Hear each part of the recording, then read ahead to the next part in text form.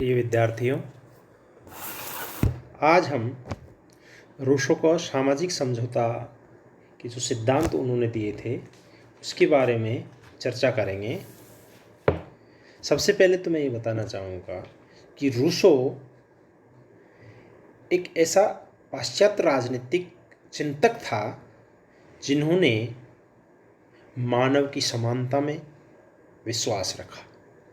उनका कहना था कि मनुष्य स्वतंत्र उत्पन्न होता है और वह सर्वतः वह जंजीरों से जकड़ा हुआ है, अर्थात मनुष्य जन्मजात स्वतंत्र उत्पन्न होता है, लेकिन समाज के नीति नियम, संपत्ति, तेरे मेरे की भावना में वो इतना जकड़ जाता है कि उसमें वो मानवता नाम की चीज खत्म हो जाती है। सामाजिक समझौता जो राज्य की उत्पत्ति के बारे में उन्होंने दिया, तो वह तीसरे नंबर का राजनीतिक चिंतक था। होब्स ने अपने अलग विचार दिए, लोक ने उससे अलग विचार दिए और रूसो ने इन दोनों से ही भिन्न विचार दिया कि राज्य की स्थापना व्यक्तियों ने एक सामाजिक समझौते के फलस्वरूप की, लेकिन वो बताता है कि मानव का स्वभाव कैसा था, मानव की प्राकृतिक अवस्था कैसा थी, मानव ने सामाजिक समझौता किस तरह से किया और समझौते के फलस्वरूप किस तरह के राज्य की उत्पत्ति हुई। इन बातों पर चर्चा करने से पूर्व मैं ये बताना चाहूँगा आपको कि रूसो को जीवन परिचय के बारे में अपन थोड़ा सा ध्यान दे लें। रूसो का जन्म 1712 में जनेवा में हुआ था, जो कि एक अत्यंत निर्धन परिवार था। उन्होंने 1749 में एक निबंध प्रतियोगिता जीती, जिसका विषय था विज्ञान तथा कला की प्रकृति ने नैतिकता को भ्रष्ट करने में योगदान दिया, अर्थात उसकी विशुद्धता करने में। उसने निबंध में लिखा कि विज्ञान और कला की प्रकृति ने मनुष्य का नैतिक पतन किया है, अतः यदि इसे सरल, सुखी और सद्गुणी जीवन प्राप्त करना है तो उसे प्राकृतिक जीवन अपनाना चाहिए। निबंध में एक जगह लिखता है कि हमें फिर से अज्ञानता, भोलापन और निर्धनता दे दो, केवल वे ही हमें सुखी बना सकते हैं। इस निबंध का पूरे यूरोप में इतना जबरदस्त प्रचार हुआ कि रूसो पूरे यूरोप में फेमस हो गया। उन्होंने कहा कि विज्ञान ने और कला ने व्यक्ति का नैतिक पतन कर दिया। व्यक्ति तेरे मेरे की भावना में आ गए, व्यक्तियों में बेईमानी आ गई, व्यक्तियों ने एक दूसरे के प्रति घृणा चालू कर दिया। उनका मत था कि अगर व्यक्ति को सुखी रहना है तो हमें प्रकृति की ओर लौटा दो, अर्थात हम वापिस उस भोलेपन में जाना चाहते हैं जहाँ से मनुष्य के प्रति प्रेम करता था, न किसी तरह का भेदभाव था, न किसी के प्रति कोई नफरत थी। इस निबंध को पूरे यूरोप में इतना सराहा गया कि वह एक दिन में ही पूरे यूरोप में रूसो फेमस हो गया।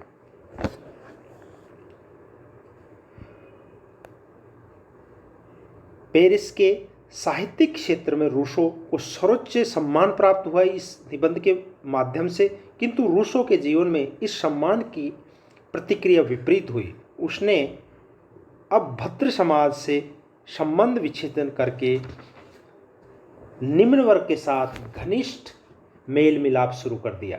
अपनी ओर आकर्षित धनाढ्य महिलाओं का संपर्क छोड़कर एक दरिद्र धोबन के साथ रहना लगा, जहाँ की वह संगति की प्रतिलिपि करके बड़ी कठिनाई से अपना रूखी सूखी रोटी कमा सकता था।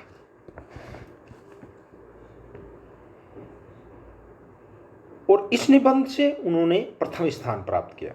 1754 में एक दूसरी निबंध प्रतियोगिता में उन्होंने भाग लिया जिसका विषय था असमानता की उत्पत्ति और उसकी आधारशिला। यह निबंध निजी संपत्ति पर कड़ा प्रहार था। उसने लिखा कि विषमता का मूल कारण निजी संपत्ति है जो कि नितांत अव्यवहारिक और अनौचित्यपूर्ण है। उसका मत है कि उन्होंने निजी संपत्ति पर अधिकार कर लिया, उनकी सुरक्षा के लिए राज्य का जन्म हुआ।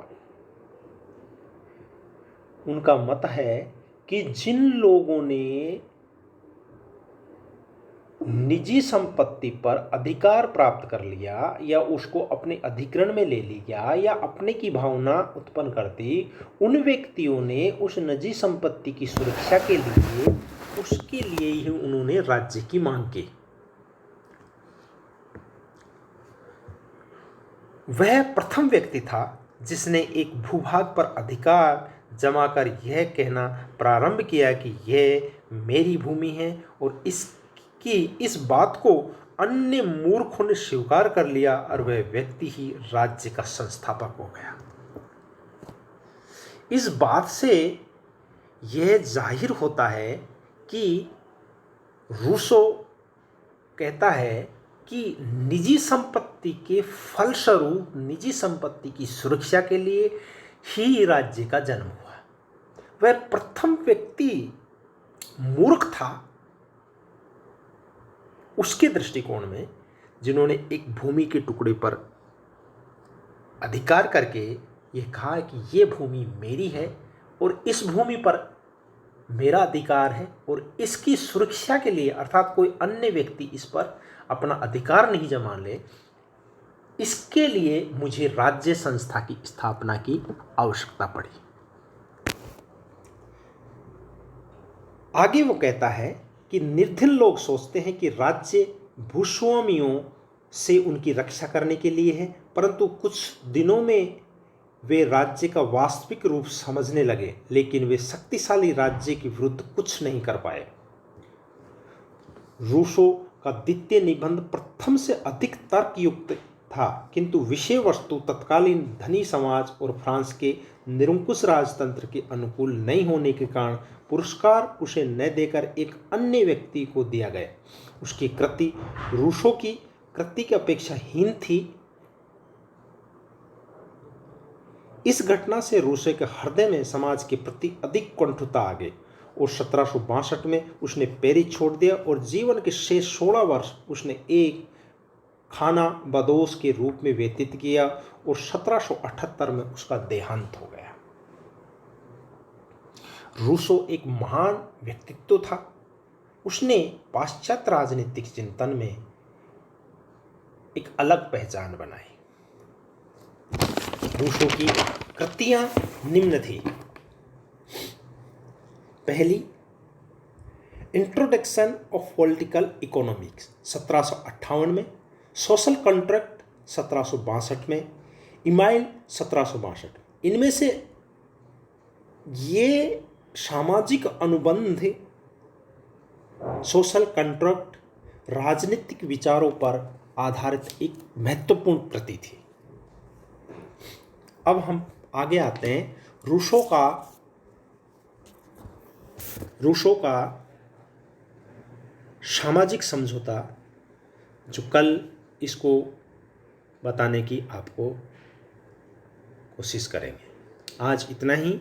कल आप रूसो के सामाजिक समझौते के बारे में पढ़ के आएंगे, जिसमें मानव स्वभाव, प्राकृतिक अवस्था और सामाजिक अनुबंध, सामाजिक समझौते के बारे में उसके बारे में कल अध्ययन करवाएंगे। Thank you.